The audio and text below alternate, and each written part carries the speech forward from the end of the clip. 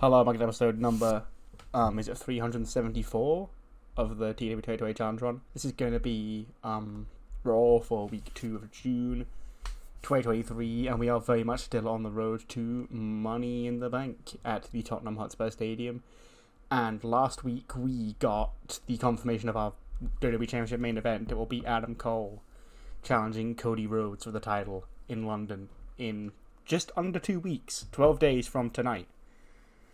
But yes, tonight we're going to find out the final 4 participants from the Raw side in the men's and women's Money in the Bank, 2 in each, but 4 altogether. Money in the Bank ladder matches when you have a triple threat match: Finn Balor, Bobby Roode, and Jeff Jarrett. And Xavier Woods versus Bobby Lashley. And on the women's side, it's AJ Lee against Ali Maikawa and Julia versus Shotzi Blackheart.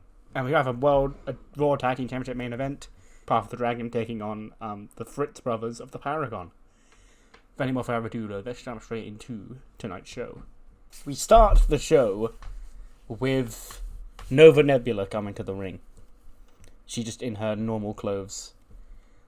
And she's like, last week, I made a declaration here on Monday Night Raw that I, Nova Nebula, will be heading to WWE Money in the Bank in London, and I would finally defeat Charlotte Flair and become the WWE Women's Champion.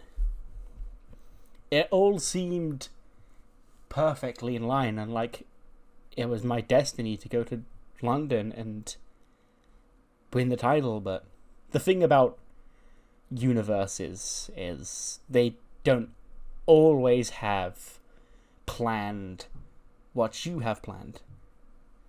And I'm sure somewhere across the many, many multiverses there exists a Nova Nebula that will go to Money in the Bank and become the WWE Women's Champion, but that multiverse isn't this one we live.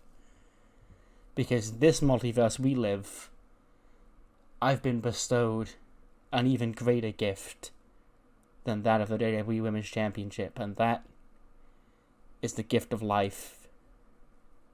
So, it is today that I officially announce that I won't be around here for a while, because I have been tasked with raising a little baby of my own.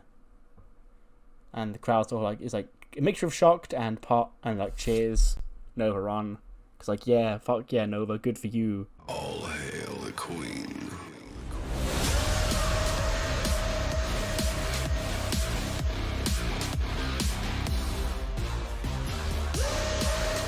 Then out comes Charlotte and Ava and Ariana. And Charlotte's like, well, isn't that convenient, you see? You see, look here, girls. Nova, she can't make Money in the Bank. You see, Nova here, she's making her own second-generation wrestler, and maybe in 20 years' time she'll be good enough to sit under my tree when I'm still sitting atop the women's division as the women's champion. And then Ariana takes up, she's like, what's the baby's first words going to be? I can hear it now. She's like, home, home. And they all start laughing. And then Ava takes them, she's like, oh no, is it when you give birth, is it like going to burst out of your chest and start screaming? Like, you know, one of those little aliens. They will start giggling at Nova. She's like, are you done? Okay, yes, get your little alien jokes off now. But it's actually a good thing that you did come out here, because, you know, obviously, if I was going to go to Money in the Bank and beat you for that championship, which I was going to do, and I'm now incapable of doing such a thing because of the fate of the universe taking me elsewhere that night, you wouldn't think I'd come here without some sort of backup plan, would you?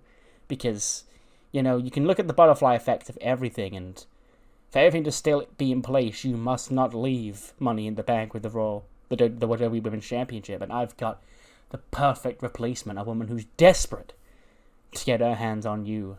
Push them all out the way. Yes, y'all. So fresh, y'all. Snoop Dogg with Sasha Banks. We the best, y'all. Out comes Sasha Banks. And Sasha, she comes out, she clears house. She takes down Ava Raine. She takes down Ariana Grace. she dropped Charlotte with the money maker finisher, whatever it is, whatever I called it. She hugs Nova, raises Nova's arm in the air, probably gets her to hold the belt up high first, and then, yeah, I guess, does the belt motion, gives the belt back to Charlotte as she leaves. So yes, the gift of shocking sudden pregnancies, you know. You thought that with Io back and a certain someone's return looming in the not too distant future, that I was past this with my women's division, but nope. Nova's pregnant now, so that fucks up a lot of plans. But, yeah, we won't be seeing her for a while, and Sasha Banks has had to step in early, because Sasha hadn't been seen since Backlash, and I knew originally where I planned to bring Sasha back, and I had to bring it forward a month or two, because, you know, I need a new challenger for Charlotte here at this pay-per-view. And also, it was the reason why I made Kyrie versus Io on SmackDown. Loser leaves SmackDown, because one of them's going to Raw to fill the slot. So, yeah, a lot of shuffling had to be done. But, yeah, congratulations, I guess, to Baby Nova and... Is it Caleb Conley? I think so. Yes, but yes. Nova is out, Sasha's back, Sasha's in the title match at Money in the Bank. And, yeah. Reminder to never become popular if you're in my women's division, okay? Speaking of popular, guess what pulls up outside the arena? Why, it's none other than the American Nightmare bus. And Cody steps out of his belt. And then he's greeted in the parking lot by Drew McIntyre. And Drew's like, hey, Cody, you know, me and Drew have been together. We've been through a lot, so, you know, the Paragon, they're going to have the numbers advantage going into you against Money in the Bank, but that's why if you need my help, you know where to find me. Good, like, I do appreciate that, Drew. And I know Finn and AJ would also have my back, but tonight, the Paragon are a bit busy because Bobby Roode's and the Money in the Bank qualify. You know, the Fritzes have got that tag title main event, so I'm not sure how much of a nuisance they're going to be tonight, but it's good to know I've got a guy like you watching my back, you know. One of the top guys here in this company. Him and Drew sort of enter together, you know. Good friends. And it's nice to have friendships here in wrestling. You know, just two top babyfaces that just respect and like each other. 83. And Xavier Woods has a gimmick that's getting stale. That's not great. But it is a Money in the Bank qualifier. The winner of this match will join LA Knight, Bronson Steiner, Grayson Waller, and Shinsuke Nakamura in the ladder match. And it is, of course, Xavier Woods. But he doesn't do it fair and square. There's a lot of interference, you know, the New Day run in, the Hurt Business run in, there's a lot of shenanigans. But in the end, Xavier Woods does roll up the almighty Bobby Lashley. And he cements his place in Money in the Bank, you know. He's been talking about how Big E's had his moment, Coop's had his moment, it's time for Woods to get his. And could that moment start in London in just under 2 weeks? 82 for Woods, 83 for Lashley. So 83 for the match is actually pretty good. Even though I have seen ratings like this score in the 90s. It just depends. TEW, just a random game like that. But I guess technically in terms of the in-ring performances, that's what I should have expected. We then cut backstage. Sasha's strutting through the hallway. She's approached by Kathy Kelly. She's like, wow, you know, what an eventful first 10 minutes. First of all, congratulations on Nova Nebula, but Sasha Banks, you're in. Money in the Bank, you versus Charlotte for the WWE Women's Championship. And Sasha's like, Kathy, it's been, 7 years now? This thing with me and Charlotte? Okay, I know what Charlotte's thinking. She knows big pay-per-view. Big pay-per-view. Sasha doesn't get the job done on big pay-per-views against Charlotte Flair, she's going to say. Well, that was the old Sasha. This new Sasha, she's going to go to London, and she's going to make a statement you can bank on. That's when Danny Jordan, Aaliyah, and Skylar walk up. And they're like, you know, last week we came to Nova and we said the same thing to her. We're going to say the same thing to you now. I know you've had a lot of allies in the past, but right now you're all alone and Charlotte's got you outnumbered. So, you know, if you need any backup or any help for the Queen's Court, the Royal Dynasty, you know where to find us. Sasha's gone, thanks, but I work alone. And then Anne-Marie Porter and Kelsey Cook in. Like, oh, you work alone, Sasha, do you? That's so cute because last time I saw you working alone, you ended up laying on your back to Charlotte Flair. So, to me, the outcome of Money in the Bank seems, like a foregone conclusion that Charlotte's going to win and retain the championship. Sasha goes, why have you come out to me, like, with this attitude, okay? First of all, if you don't get to step in, I could do a warm-up match right now, right here, right now, tonight. And one of you two would fit the bill nicely for that. And then Kelsey Cook says, she's like, I'll see you out there. Fun fact about Kelsey. It's been true for a couple of weeks now. I just haven't mentioned it because she hasn't been on the show really. But she is now Charlotte's protege in the game as well. I set Danny Jordan to be Charlotte's protege manually because there's a couple of those that I did. But I was like, well, in real life, in this scenario, like they would pass tips on to like their prospects. I think I did it with the Regal guys, and then I made Sasha Indy's protege, or the other way around even, and then Danny Charlotte's protege. But the game itself made Charlotte pick up Kelsey, so she's now also Charlotte's protege, and she's got a match tonight. So that's just a little fun link. Like if you know in the shoot world, but there's nothing on screen connecting Kelsey and Charlotte, but it's just a little haha wink wink reference to another Charlotte girl. 69 for this, really? It's just an Imperium vignette. They're just fighting, recap of last week they beat DIY and Wes Lee. Goodness, run of dominance. Putting Edge down, putting everybody down his path. And how he hopes to regain the World Championship here on Raw. 77, whatever, could be better, could be worse. It's fine, it is what it is. But it is Julia versus Shotzi for a spot of Money in the Bank, and it is Julia who picks up the win, naturally, because look at the ratings, 86 to 69. 11 minutes 52, she beat Shotzi, diving crossbody. 86 for Julia, 69 for Shotzi. Lack of psychology at times, apparently. But yeah, 77 is whatever. But Julia, more importantly, does join Roxy Perez, Zelina Vega, Florence, and Tiffany Stratton in the Women's Money in the Bank ladder match. Speaking of the first two, we're going to cut backstage to Roxy watching the match. I sort of just taking in that Julia won, that she's going to be in the match. Then Zelina walks up, she's like, hey girl, congrats on getting in Money in the Bank. And, thanks for, giving me the opportunity to show what I could do in that Liberty Championship match a few weeks ago, because I think without that I might have opened the eyes to, Batista and all them to put me even in a qualifier. But that doesn't mean that come London, I'm going to take it easy on you. And Roxy just chuckles, like, well, I wouldn't have it any other way, If I want to become Miss Money in the Bank, I've got to beat the best. And Zelina, right now, you're one of the best. So, I'll see you there. May the best woman win. And they just sort of shake hands, Just two respectful, small Latinas getting ready for Money in the Bank. Raw's fourth girl could also be a small Latina, because it could be AJ.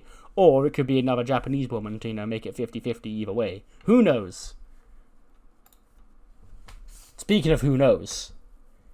That question has been lingering over the head of Randy Orton for 2 weeks, since he attacked Dudley Davis 2 weeks ago.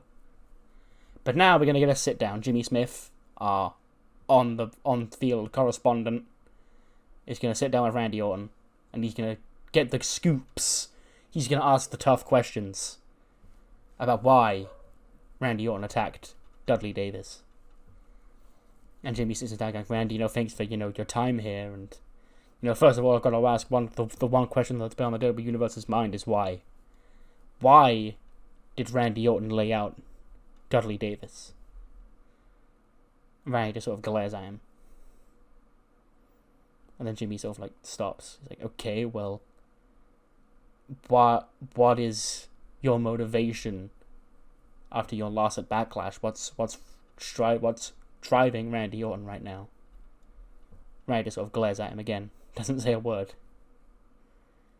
And Jimmy's like, Randy, come on, The people at home, they want answers. And Randy snaps on it, like, they want answers, do they? That's funny. It's really cute that they want answers. You know who else wants answers? Me.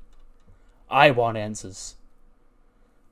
I want answers about what happened to this place. Back in my day, 2002, I made my mark here on the WWE main roster. I was the new kid on the block. And I was greeted the hard way. Guys like Stone Cold Steve Austin, The Rock, The Undertaker, Triple H. You name them, they were around when I broke into this business. Into this damn company here.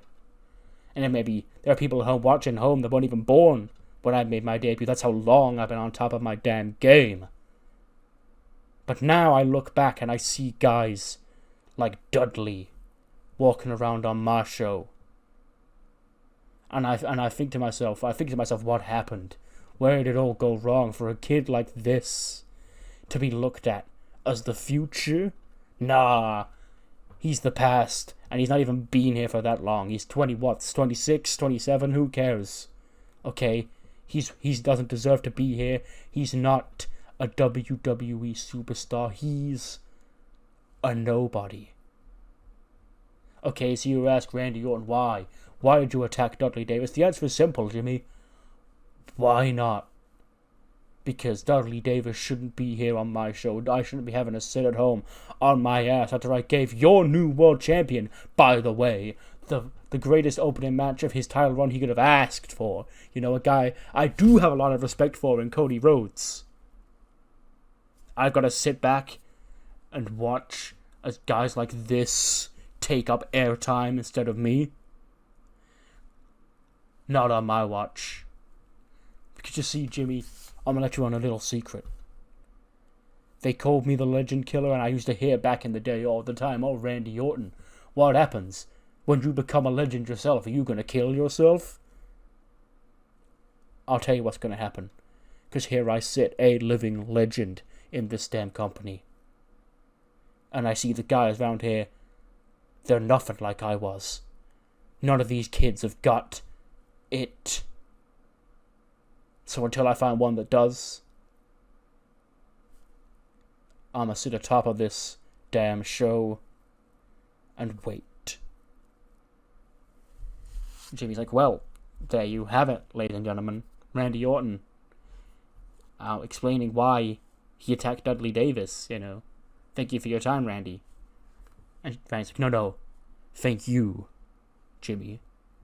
And he gets up and leaves. We then see AJ and Finn and Gorilla, just chatting, ahead of the triple threat. And AJ's like, I'll leave you do your thing, But I see you've got a Jeff Jarrett's in this match. He's a scumbag. You gotta watch out for him. Got Bobby Roode again. Me and him go way back. But you got them Paragon boys not too far on Jarrett's crew. Even with those numbers against you, you can get the job done tonight. And Finn's like, yeah, it's gonna be too sweet, my brother. And they too sweet. And then Finn's music hits, and he enters for the Money in the Bank qualifier triple threat, which will be the final confirmed Raw man in the men's Money in the Bank ladder match, because there's 4 from each. Obviously, we've got Grayson Waller, we've got Shinsuke Nakamura, and we've got Xavier Woods. Will it be Jeff Jarrett? Will it be Bobby Roode? Or will it be Finn Balor? I imagine this match is a little bit crazy, Jeff Jarrett's in it, so of course it's overbooked. Yeah, guitar shots. The Jarrett crew are out there. I imagine Adam Cole's out there. And AJ Styles also does a run in. They sort of all brawl around on the outside, distracting Finn. Finn hits the 1916 on Bobby Roode. Then he goes up top. He goes to hit the coup de grace, but as he comes flying down, Double J smacks him with a guitar. And he then hits the stroke on Bobby Roode. And Double J, the ultimate carny, the man who loves securing the bag, he's going to have the chance to get his own Money in the Bank, because he's picked up the win here and he's headed to London. 80 for Finn, 52 for Jarrett, 84 for Bobby Roode. And yes, Double J himself will be a part of the men's Money in the Bank ladder match. Quite a fitting match for him to be a part of. And he'll be there, no matter what. Speaking of the Money in the Bank ladder match, we then cut to a dojo where the Ichiban boys are training Aoi ahead of a qualifier later on tonight. Suzuki's there with the punching bag that Aoi's kicking in her ring gear. Rakuro's just lingering on in the background, and Shinsuke's probably watching, the qualifier on the TV. Because he can't keep an eye on who's going to be Money in the Bank. When we hear the door to the dojo where it's like, alright mate, alright, what's going on here lads, you know me, big fan of, New Japan or whatever it is, whatever the crap you call it. Anyway, you see, last week Shinsuke, me and you, we had a bond, lad, like, I'm going to be in Money in the Bank and I'm going to win it, okay? But that doesn't mean, lad, that you need to take it easy on me. You gotta take it easy on Grayson Waller, no. But, you see, that guy there, Jeff Jarrett, he's a problem. Okay? And my best friend, Dominik Mysterio, can't be in this match because me and him are in the same match, unfortunately. So how about it, Shin? Aussie strong style? And Shinsuke just sort of looks at the handshake offer, looks up at me, he goes, no. And he's like, your loss then. Your loss, okay. When I win Money in the Bank, me alone, you're not going to get anything from it, lad, okay? So, yeah, go be a loser here. I just go, okay, bye. It's like, fine. See you in London, mate. Actually, no, I won't see you in London. I'll see you next week. Because I'm going to have you, I'm going to have Jeff, I'm going to have Xavier Woods, I'm going to have Roxy, Selena, Julia, and whoever wins that last women's qualifier, all on a big special Money in the Bank episode of the Grayson Waller effect. We then cut to a different angry locker room. It's the Paragon. Bobby Roode's all heat. Like, did you see that? That Jeff Jarrett, that damn Jeff Jarrett? Okay, I've been in his shadow for years. I've had to watch him do his tricks and try and politic his way to the top of companies I've been a part of. And I didn't think it would follow me to WWE because I thought he's way past it. I was like, enough, Bobby. Look, okay, yes, what happened to you sucks. It does, because the Paragon, we should all be champions, but that's where this is gonna be a blessing, Bobby, okay? Because Adam Cole, baby, you see, he's gonna be the WWE champion heading out of Money in the Bank. And the Fritz is here tonight, they're gonna win the Raw Tag Team Championships. And that leaves you, Bobby. If you had that Money in the Bank briefcase, you'd have to cash it on Adam Cole, baby, and that ain't gonna fly here in the Paragon. So, Bobby, you not qualifying for Money in the Bank is a blessing. Because you can become Intercontinental Champion and fulfill that prophecy. But for tonight, I know where you can get your own back on damn Double J. And that's by helping the Paragons, Fritz brothers, become Raw Tag Team Champions. Okay, you calm? And Rude's like, I'm calm. Let's do it, for the Paragon, this chapter of the story is going to be written tonight. So yeah, we're hyping up the main event. Fritz Brothers against Path of the Dragon Raw Tag Team titles.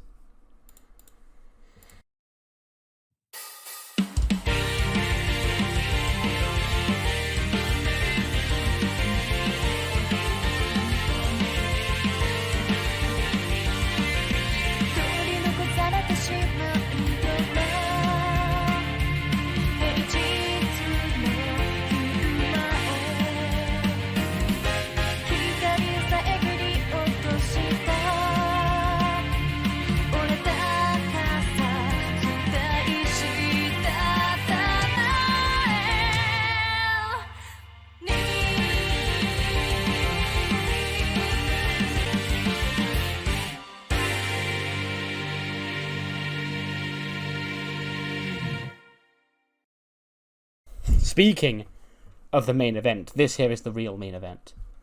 Our heroes have finally made it back to, I guess, the village, we'll call it.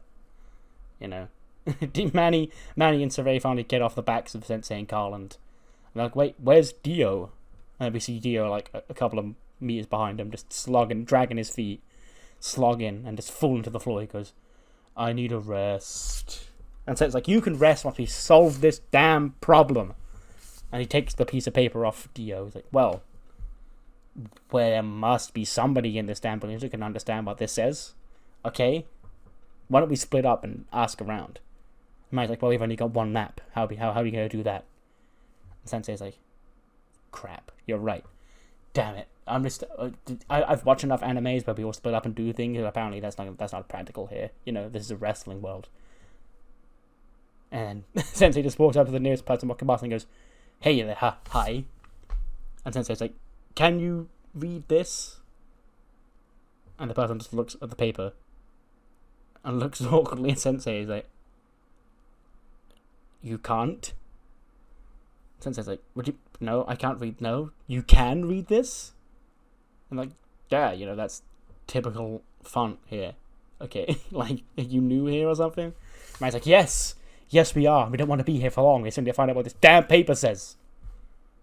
And then this person takes the sheet, sort of reads the paper, and I was like, "This doesn't make a lot of sense." And Sensei's like, "Well then, read it to us." And they're like, "I think it's supposed to be some sort of riddle, or a poem, or something like that."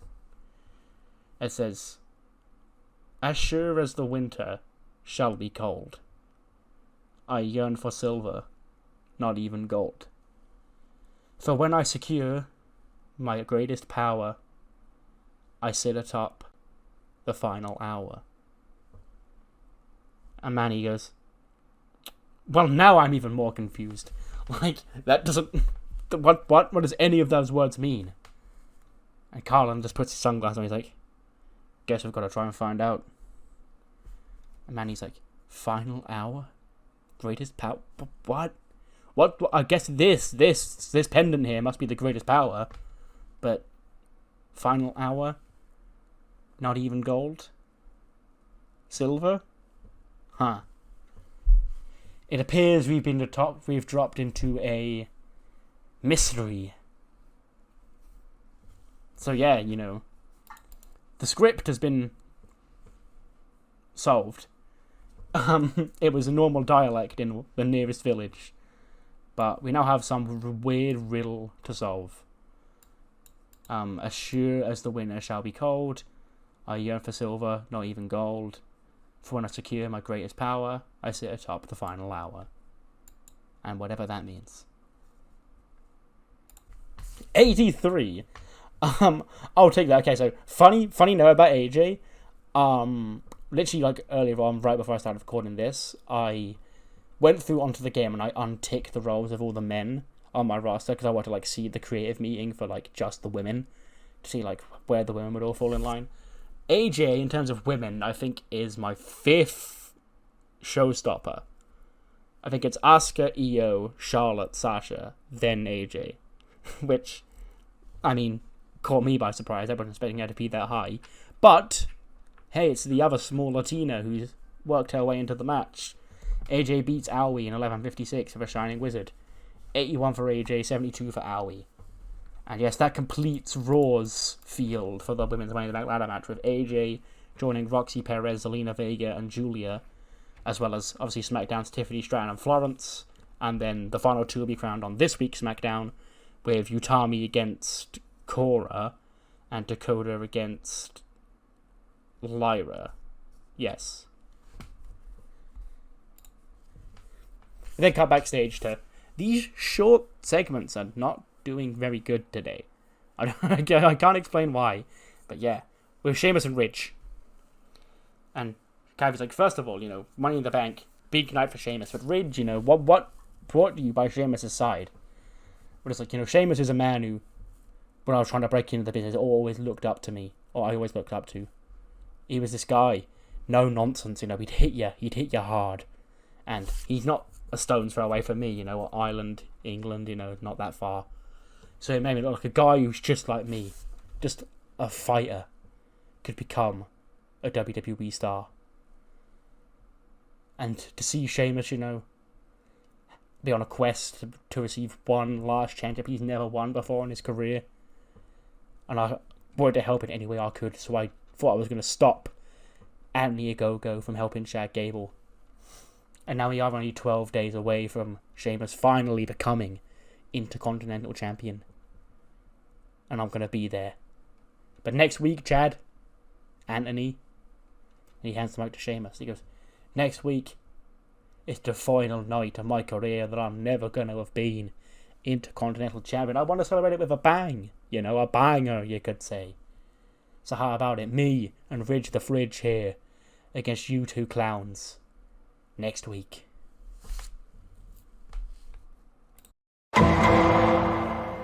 I imagine this thingy starts with like a black screen, and then the hashtag bring Ellie home flashes on screen, and we get the Maximum Male model still in the airport, you know, looking a little bit disheveled. Not Tyler, actually. Tyler's just sat there, still just looking like his normal self, like he's actually been and come back and got dressed and whatever. But Tonya and Kit are like still stressing about where Elton's flight is. That's been delayed from his Paris fashion show. And Kit's like, he's late, he's still late. Why is he not back yet? Yes, boy, this isn't good, boy. Tyler's like, relax, okay? He'll come. Listen, his phone's out of signal, and, you know, his flight hasn't got here yet, but he'll come. Trust me, he'll come. And Kit's like, he better come. And then they start walking on. Have you seen this man? Like, no, I haven't seen that man. You asked me this before. Get out of my face. And Kit's like, oh, no, boy. We can't go home without Ellie. And Tyler's like, we're working on it, Kit. We're working on it. Hashtag bring Ellie home. It's trending worldwide, okay?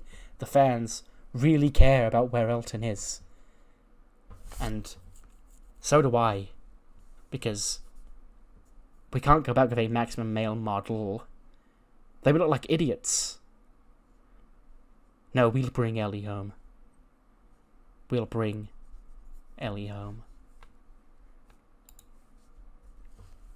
Oh my goodness. Okay, right. I'll explain that reaction in a minute, okay. So we go back to the ring and we go, ladies and gentlemen, Elias. Spotlight forms. Elias is there. I reckon he's got a Titus World Record shirt and bandana on or something. It was, hello, I am Elias. And I've just got one more question for everybody here tonight. Who wants to walk with Elias? Yes, now I see, as you may or may not know, recently, Elias's day as an independent musician came to an end. Elias is now part of the #1 talent agency here in WWE, Titus World Records. And Elias is gonna... It's like, hold on. I'm getting a call from my producer. Hello? Oh, the restoration of one next week. Really? I'll probably get 20 years of it. What, every time? Uh-huh. Okay. Thanks, boss. He hangs up. He's like, as I meant to say, the #1 record label here in WWE, Titus World Records. And tonight, I come with you my new debut song, the first of me being signed by Titus World Records, and I'm going to play it for you right now. So, ladies and gentlemen, please do silence your cell phones and hold your applause until after. God damn it, what? Hello? Yes, what now? I'll probably get 20 years of it. Uh-huh. Really, but I'm just about to play my... Yes, I know the deal was... Okay, no problem. He hangs up and he goes, on second thought, I'm never going to play my new song here in Brooklyn. So, here's what I am going to do. I've been given an order by my new producer to not just wow you on this guitar, but wow you in this ring and become a champion my first day here. And apparently, to secure and to accomplish this goal that I've been set by my new producer, I just have to do one thing. Say his name. Say his name and he appears. I believe in Joe Hendry. Hendry gets, well, Elias, you know, you're rather outspoken gentleman, aren't you? But I've got a lot of songs that I've written, including one about you.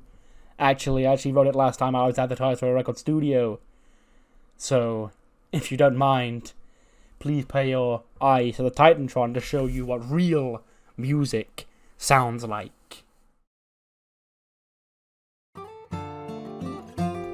Say his name and he appears.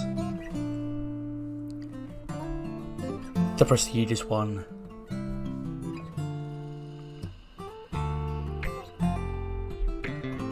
I believe in Joe Hendry.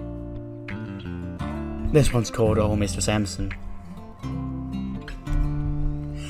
Samson, he just wanted a place to stay until the fans told him to drift away. Even NXT didn't want him anymore, so he took his guitar and drifted to Raw. And then the fans began to walk with Elias, who'll never stop believing, don't even try us. On top of the world, he was having a ball. Then our number one guy had such a great fall. The fans are sick and tired of watching you sing. That's when you ended up in catering. Oh, Mr. Samson, I hate watching you fall, 'cause your debut album, it was really the bomb. Oh, Mr. Samson, you need a big overhaul. So here's my pitch for the next great sitcom. It seems today that all we see, Elias will be moaning, then lose on TV. But where are those fun, entertaining Samsons on which your crowd pops rely? Elias is a family guy.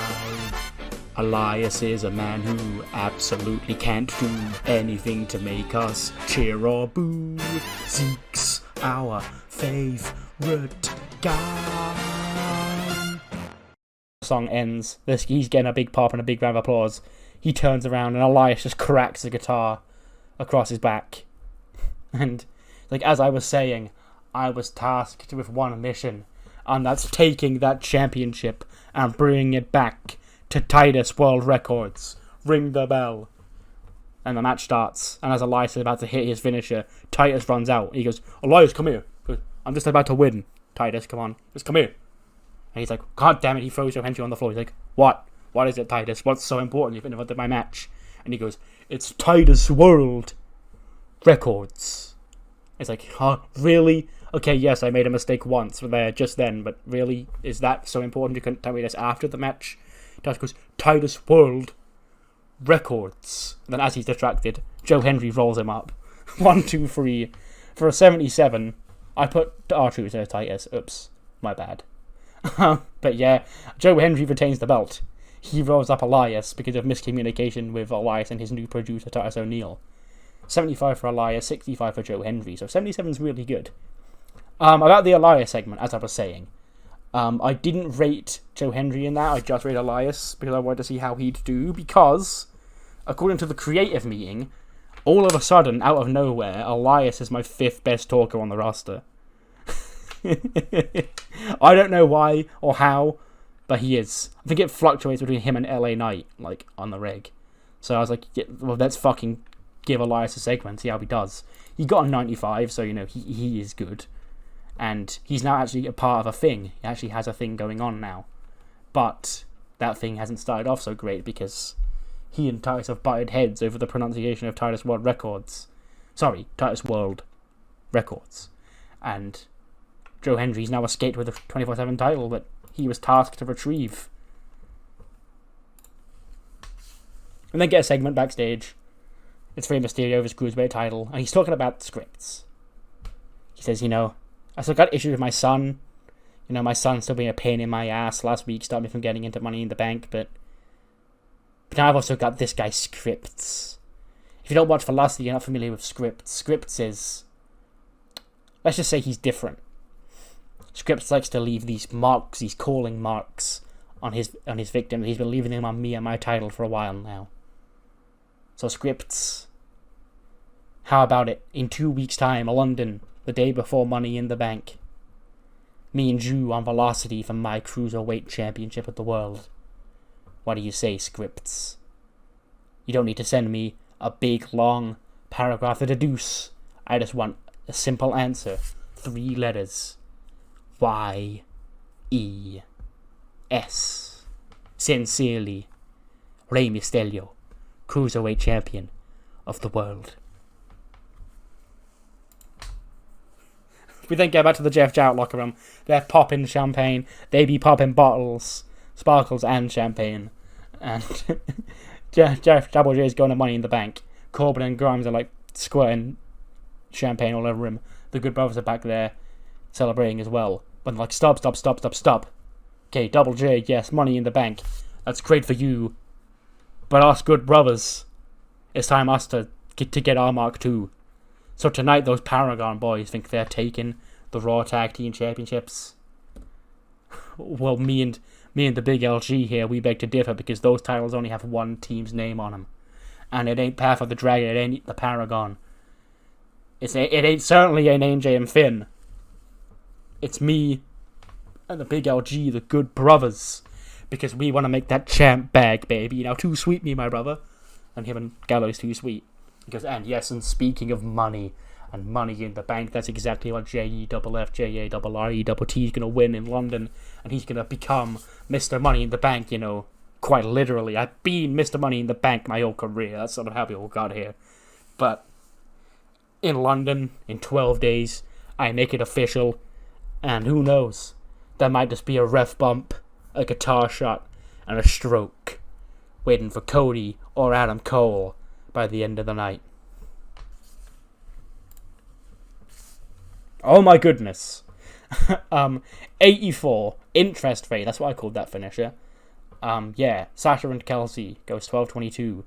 Sasha wins with the interest rate 84 rated match. 89 for Sasha, 65 for Kelsey, and yeah, you know, bright future for her, I guess, if she's Charlotte's protege and she's getting 65s and 84s at what, 21, 22? I can't remember how old Julia Hart is. Somewhere in that range.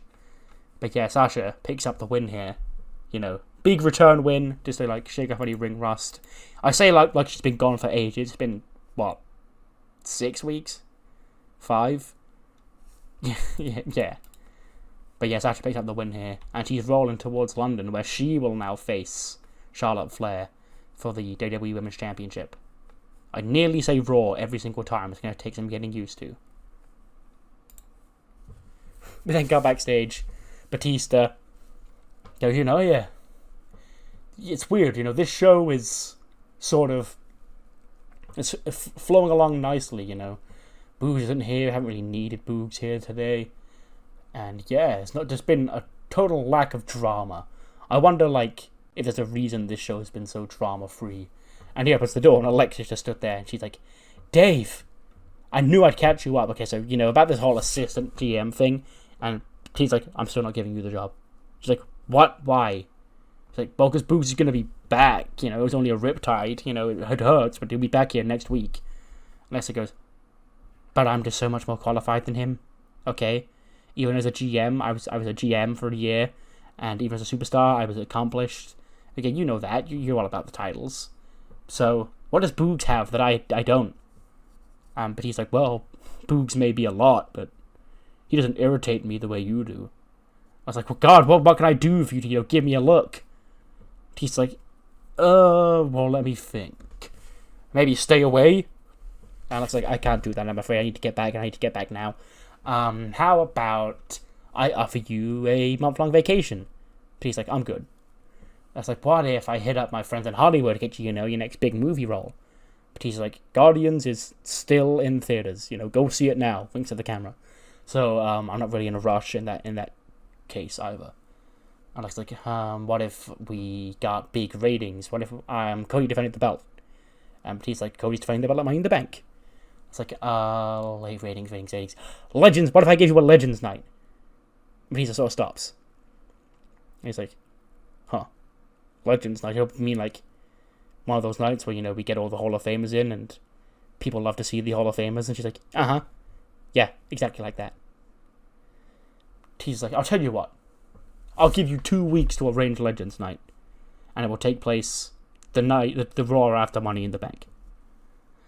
So you've got 2 weeks to, you know, get on the phone to all the Hall of Famers and let them know you're here. And if that night goes off without a hitch, I'll consider getting you a spot on management. Looks like, great. I knew I'd win you around sometime, Dave. I'm going to go hit them all up, okay? And she runs away. And then she, like, after a couple of seconds later, just opens the door and, like, peeks her head round, and she's like, I don't suppose you, have Ric Flair's phone number? So, yeah, Alexa's been tasked with organising Legends Night in 2 weeks' time. So, yeah, let's see how well that goes for her. But that's 2 weeks' time. Next week, we have a stacked episode of Raw. As we heard earlier on tonight, Grayson Waller will host a Raw Money in the Bank special edition of the Grayson Waller Effect. It will feature himself, Jeff Jarrett, Shinsuke Nakamura, Xavier Woods, AJ Lee, Roxy Perez, Zelina Vega, and Julia, the 8 members of the Raw roster who will feature in the men's or women's Money in the Bank ladder matches. And yeah, you know, just 5 nights before the show, you know, everyone's gonna have to get their shit off. But that's not all, because we heard earlier on tonight that Chad Gable, the Intercontinental Champion, and Anthony Ogogo will team up on next week's show to take on the new alliance of Sheamus and Ridge Holland. Ridge the Fridge, Sheamus called him. And also now announced a blockbuster 8-man tag team main event. Just 5 days before Cody Rhodes and Adam Cole battle it out for the WWE Championship. It will be the entire Paragon, Adam Cole, Bobby Roode, David and Kevin Fritz, against Cody Rhodes, Drew McIntyre, AJ Styles, and Finn Balor. And of course, the Fritz brothers could be the Raw Tag Team Champions, depending on what the result is of our main event coming up next. But before then, we have some more matches announced for Money in the Bank, including this match for the WWE Women's Championship. Nova Nebula is out with baby, so Sasha Banks has stood in, she's back, and she's looking to reclaim that title from the Queen. You know, 7 years these two have been going at it, another chapter written in 2 weeks' time in London. And also, we never got this because it was fully announced after we did the graphics rundown last week, but for the WWE Championship, it will be Cody Rhodes defending against Adam Cole, baby, of the Paragon. And of course, the Money in the Bank matches themselves are taking shape. We found out the final 2 Raw men in the match. Those will be Xavier Woods and Jeff Jarrett, who joined Shinsuke Nakamura, Grayson Waller, LA Knight, and Bronson Steiner in the men's ladder match. And for the women's side, it was Julia and AJ Lee who qualified tonight, joining Zelina Vega, Roxy Perez, Tiffany Stratton, and Florence on the women's side, you know, with the last 2 spots of those 2 matches being filled on SmackDown this week.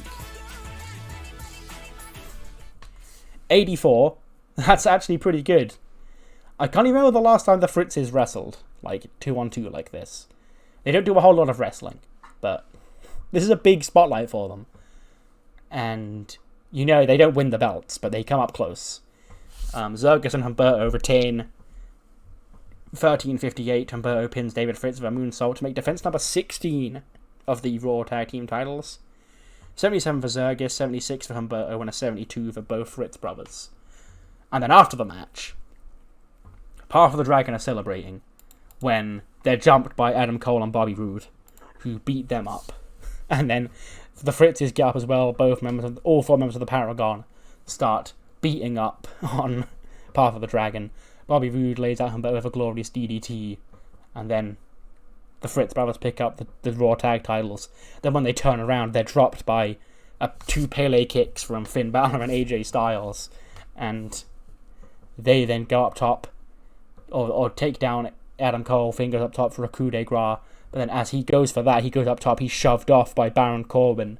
And then the Jeff Jarrett group, you know, Corbin, Grimes, Double J, Gallows and Anderson run in.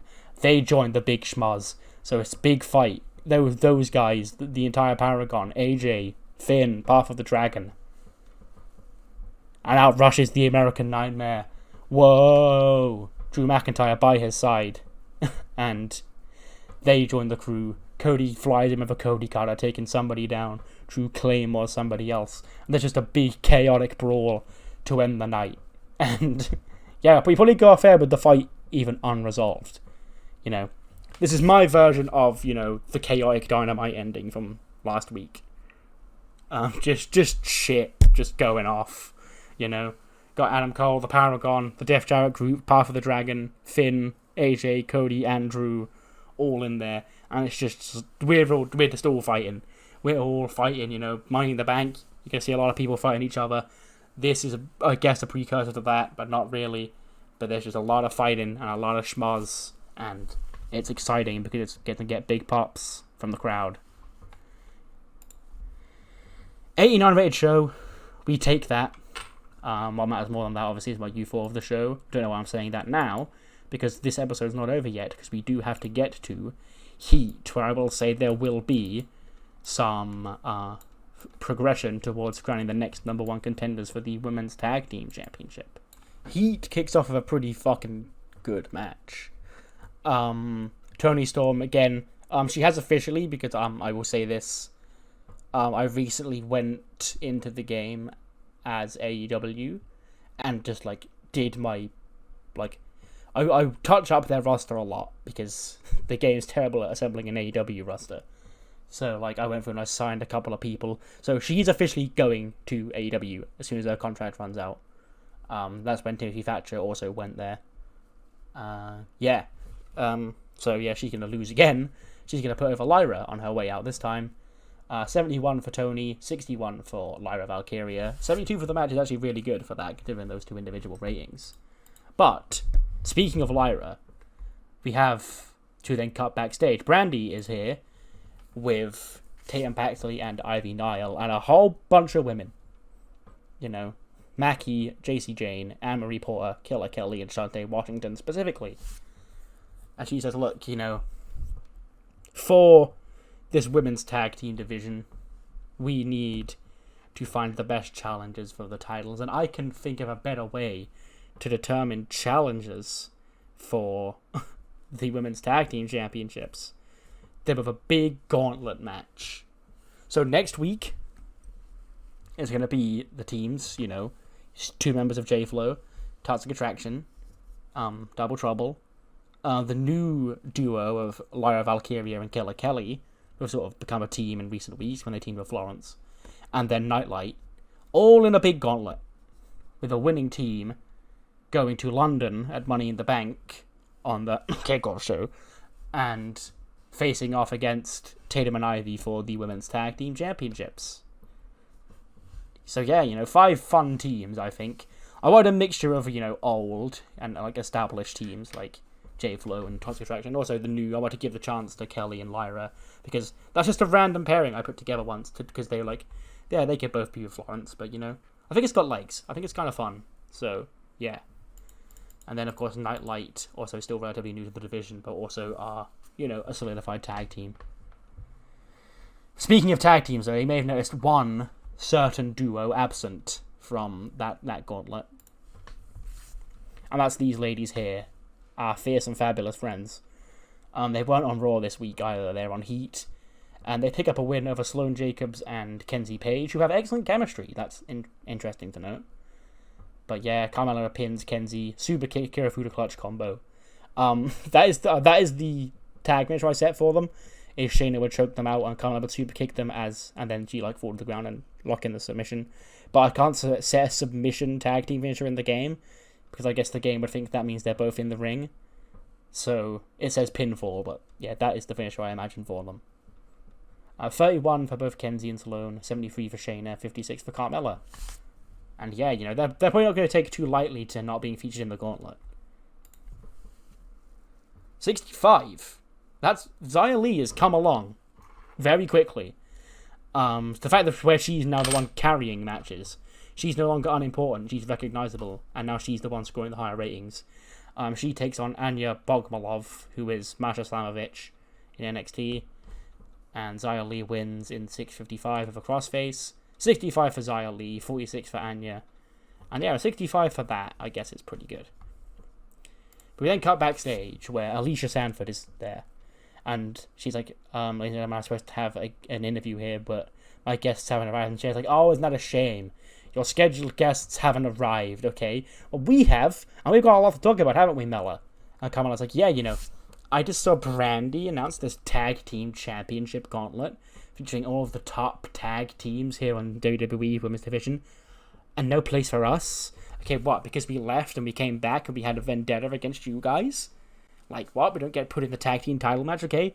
Like, Kathy. I couldn't even call you Kathy, you know. You're basically a Kathy Kelly clone, that's what, but come on. Alicia, I believe your name is. Like, where's the stand? The Fierce and the Fabulous. Okay, we've been undefeated since we came back. You know, so we are tired of waiting in line. And then Ali's like, "Oh, my guests have arrived," and in walk Next Gen. And they're like, "We got a problem here?" And Carmella's like, "No, not as far as I'm aware, because we were just ranting about, you know, the company and its bullshit, trying to hold people down, you know, just like you do." And just for the record, I think what you did inside War Games at Starcade was great. I think it's about time someone knocked those old girls down a peg or two. And Kathy's like, "Yeah, look who's talking." And she's like, what's that supposed to mean?" And she sort of gets in Kathy Cole's face, and then Nene steps in, towers over Carmella. And then Shayna walks into fame, and she goes eye to eye with Nene. And I was like, Baze, we better, you know, get moving. And then Carmella goes to drag Shayna away, but she doesn't. She keeps locking eyes with Nene.